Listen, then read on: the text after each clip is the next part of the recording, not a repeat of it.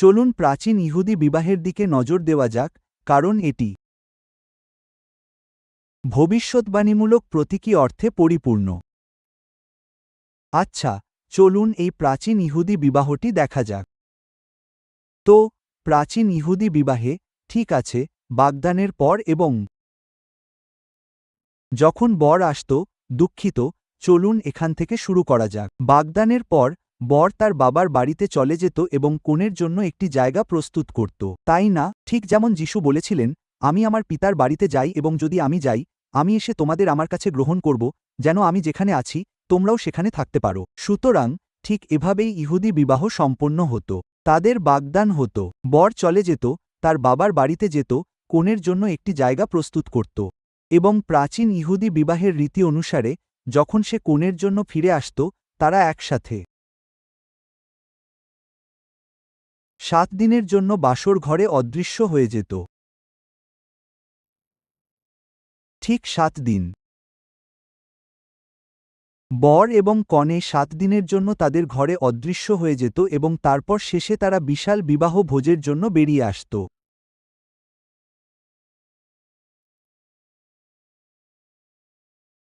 এবং আমরা এই ধারণাটি পাই যে এই 7 দিনের বিবাহের কথা আদিপুস্তক 29:27 পদে লিপিবদ্ধ আছে, যখন লাবান যাকোবের সাথে লেয়ার বিষয়ে কথা বলছিলেন এবং তিনি বলেন, লেয়া, দুঃখিত, তার দুর্বলতা পূর্ণ করো এবং তুমি আমার সাথে আরও 7 বছর যে সেবা করবে, তার জন্য আমরা তোমাকে এটাও দেব। সুতরাং প্রাচীন হিব্রু ইতিহাস এবং লেখায় এটি একটি খুব স্পষ্ট ধারণা এবং এটি আদিপুস্তক 29:27 থেকে এসেছে যে 7 দিনের একটি সময়কাল থাকবে, একটি সপ্তাহ, আক্ষরিক অর্থেই একটি সপ্তাহ, 7 দিন, যেখানে বর এবং কনে 7 দিনের জন্য তাদের কক্ষে প্রবেশ করবে এবং নিজেদের কক্ষে লুকিয়ে থাকবে। আসুন আমরা যিশাই 26:20-21 দেখি, কারণ এটি যিশাইয়ের একটি ভবিষ্যদ্বাণী, যা মহাক্লেশের পূর্ববর্তী উত্থানের বিষয়, যখন ঈশ্বর এসে কনেকে, অর্থাৎ মণ্ডলীকে, তার কাছে ডেকে নেবেন, যেন তারা পিতার গৃহে তার কক্ষে প্রবেশ করে, যা তিনি আমাদের জন্য 7 বছর দীর্ঘ মহাক্লেশের সময়কালে প্রস্তুত করেছেন। বিবাহের 7 দিন 7 বছরের মহাক্লেশের সময়কালকে প্রতিনিধিত্ব করে। এটা দেখুন, যিশাই 26:20-21। হে আমার লোক সকল, এসো, তোমরা তোমাদের কক্ষে প্রবেশ কর এবং তোমাদের দ্বার বন্ধ কর। কিছুক্ষণের জন্য নিজেকে লুকিয়ে রাখো, যতক্ষণ না ক্রোধ শান্ত হয়। কারণ দেখ, প্রভু পৃথিবীর অধিবাসীদের তাদের অধর্মের জন্য শাস্তি দিতে তার স্থান থেকে আসছেন। পৃথিবীও তার রক্ত প্রকাশ করবে এবং তার নিহতদের আর ঢেকে রাখবে না। এটাই মহাক্লেশের পূর্ববর্তী উত্থান এবং 7 দিনের জন্য আমরা স্বর্গে পিতার গৃহে তার সাথে আমাদের কক্ষে থাকব। আর এই যিশুর দিকে তাকান, তিনি সবসময় বিবাহের পরিভাষা, বিবাহের ভাষা ব্যবহার করতেন। এটা খুবই চমৎকার। মথি সকাল 9:15। আর যিশু তাদের বললেন, যতক্ষণ বর তাদের সঙ্গে থাকে, ততক্ষণ কি বধূকক্ষের সন্তানেরা শোক করতে পারে? সুতরাং তিনি নিজেকে বর বলছেন। কিন্তু এমন দিন আসবে যখন বরকে তাদের কাছ থেকে নিয়ে যাওয়া হবে এবং তখন তারা উপবাস করবে। তাই যিশু নিজেকে বর বলে ডাকেন। সুতরাং তিনিই বর। তিনি বলছেন, আরে, এটা একটা বিয়ের মতো হতে চলেছে। তিনি আমাদের এটাই বলছেন। এখন দেখুন, আসুন দেখি পৌল করিন্থীয় এবং ইফিসীয়তে কি লিখেছেন। 2 করিন্থীয় 11:2।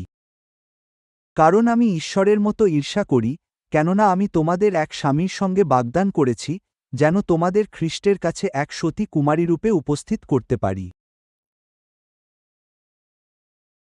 আমরা হলাম মণ্ডলীর বধূ, খ্রিস্ট যিশুর সঙ্গে বিবাহবন্ধনে আবদ্ধ হওয়ার জন্য বাগদত্তা। ইফিসীয় 5 অধ্যায় এই বিষয়টি একেবারে স্পষ্ট করে দেয়।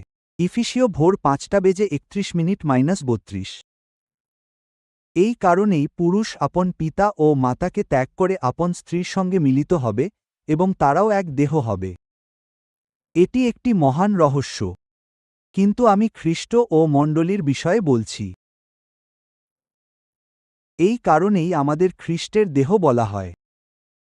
কারণ যখন একজন পুরুষ ও একজন নারী বিবাহবন্ধনে আবদ্ধ হয়, তখন তারা এক হয়ে যায়, তারা এক দেহ হয়ে ওঠে।